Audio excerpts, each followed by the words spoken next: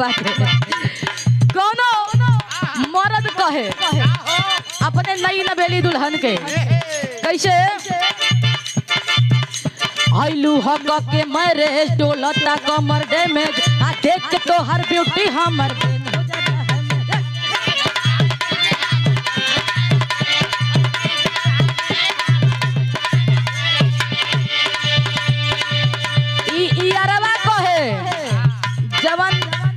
नैहर में छूटल रहे जब आइल ओकर मासुका अपने ससुरा से आयल तो अपने मासुका के कहता मिल के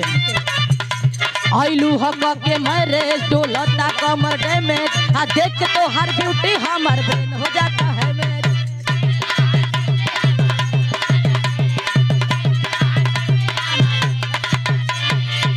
तब कहे कि का कही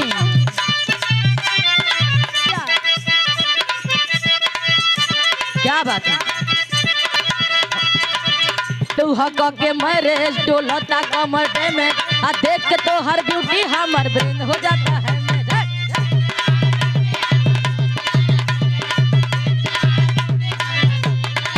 तब कहे लइकिया का कोही कितना सैया पहले बा मोर सजैया आ धून पहलस देह राते जई से रजैया आ तोड़ देले दहिया मसलम बलम मुहा के बलम मुहा के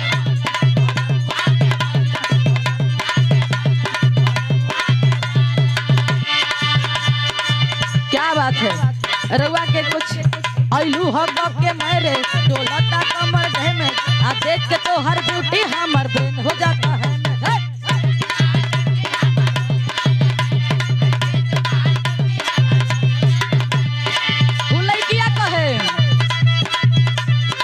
कोही कितना सैया कैले बा मोर सजैया आ धून दहलस देह राते जई से रजैया आ छोड़ देला दहिया मसलम बलम आके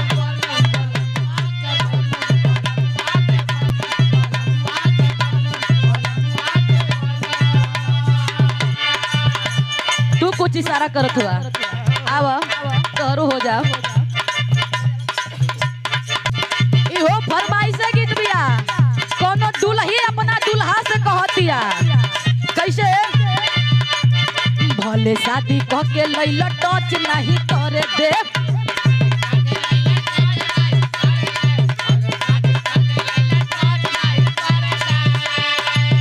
हे मिली ना जवाब तो ले दे नहीं धरे दे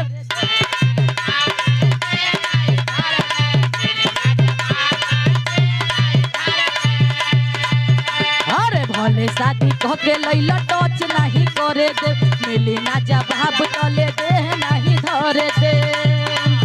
हे कतना दिन ले चलईबा ई वारंटी लिख के दा हे कतना दिन ले चलईबा ई वारंटी लिख के दा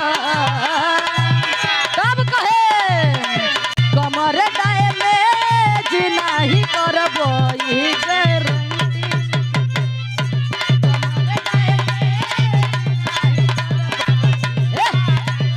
के प्रणाम बा ए भैया कह दिया मेहरुआ हे अरे कतना दिन ले चलईबा ई वारंटी लिख के दा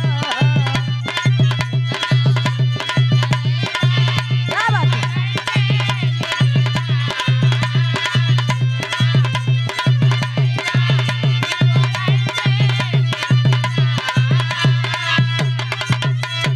कतना दिन ले चलईबा ई वारंटी मामा जी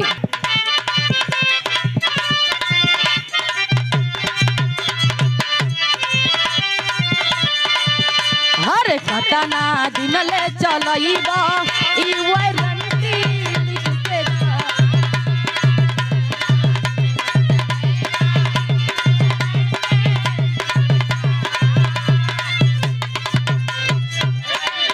तनी स्वरूप लिहा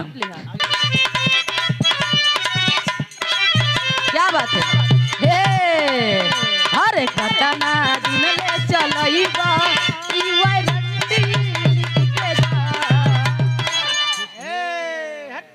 रोकत हो जे मर्दबा का वीडियो में आवत नहीं यार मतलब वही लेके वीडियो ना देखता आवा टेम्पल है हरे कतना दिन ले चलई बा ई वारंटी लिख के ई वारंटी